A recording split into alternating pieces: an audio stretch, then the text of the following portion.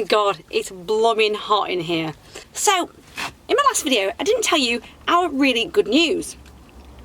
Our dog passport arrived for Hans, and now we can officially book somewhere to go, make sure he's vaccinated 2 weeks beforehand, and just go. So that is really exciting. And inside there's a little section where I've still got to organise a photo for Hans, just there and stick there. But yeah, I can't believe it, it's all sorted, and that costs £96 something, and hopefully it's going to be totally worth it. I'm a little bit nervous about going abroad because you hear all sorts of awful stories that people gas your van, send you to sleep while they just rob you. So I'm not looking forward to that. So any tips on safety on that area, then please let me know below. What else has happened? Oh, how can I forget? We are officially a motor caravan. So if you remember a few weeks back, I showed you the ins and outs of what you needed to do to send off your form.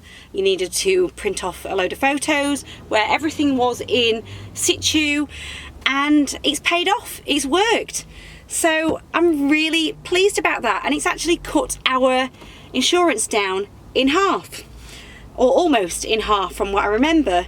I have heard a few like odd stories where their premium's gone up because it's now more valuable as a camper van. I don't know how that's worked out for some people, but well, I've read one incident in a Facebook group, so you need to do a bit of research, I suppose.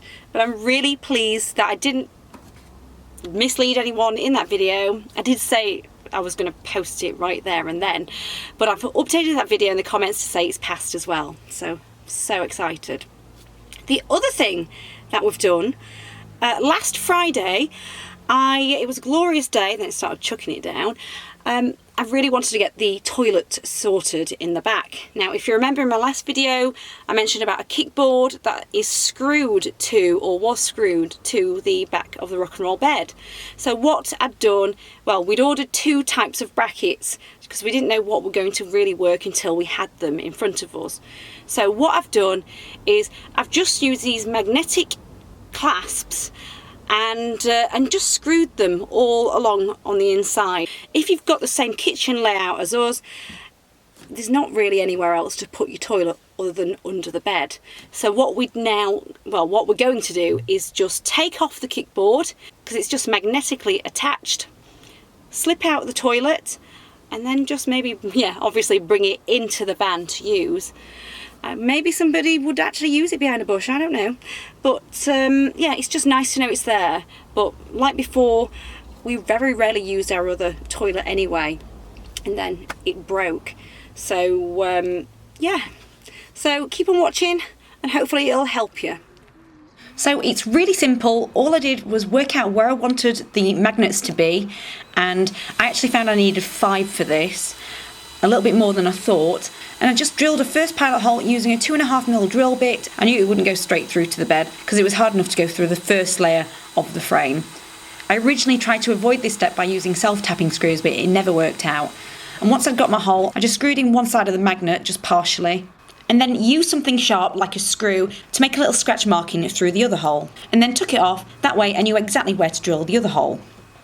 And then attached again with self-tapping screws and went all the way across. And then to fix the magnet strips, it was really easy. I just held it in line and just roughly marked on the other side with a red pen and just screwed those into place, and that was it.